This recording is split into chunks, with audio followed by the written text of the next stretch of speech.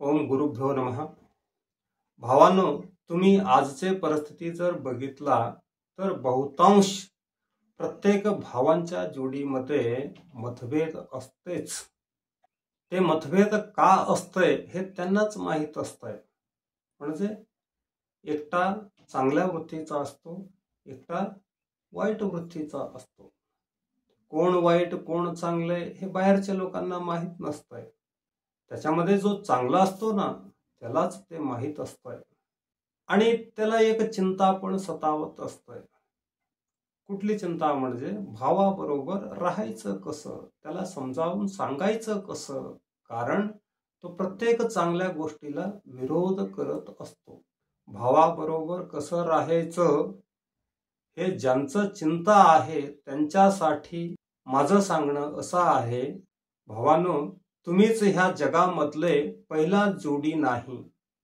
ह्या अगोदर सुद्धा असंख्य जोडी, भावांचे असंख्य जोडी होऊन गेले आहेत। त्यापैकी जगाला आदर्श ठरण्यासारखे, जगच त्यांचे बघून शिकावं असले जोडी सुद्धा सृष्टीने आम्हाला दिलंय।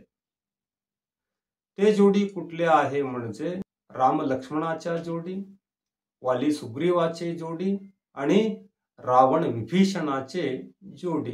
त्या जोडी बघून आपण शिकायचं आहे। काय शिकायचं आहे?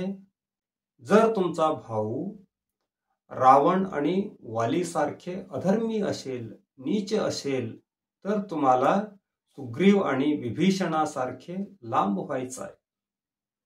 तुम्हाला माहिती असेलच, रावण सूनबाई सहित अनेक स्त्रियांवर अत्याचार केलेला अधर्मी आणि वाली तर त्यापेक्षा जास्त सख्खा भावाच्या पत्नीबरोबर अत्याचार केलेला अधर्मी होता।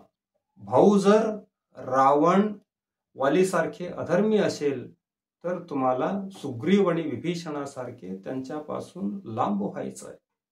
जर तुमचे भाऊ रामासारखे धर्मी असेल तर तुम्हालाही लक्ष्मणासारखे राहावं लागेल तुमच्या भावाबरोबर। हेच माझं सांगणं आहे। धन्यवाद।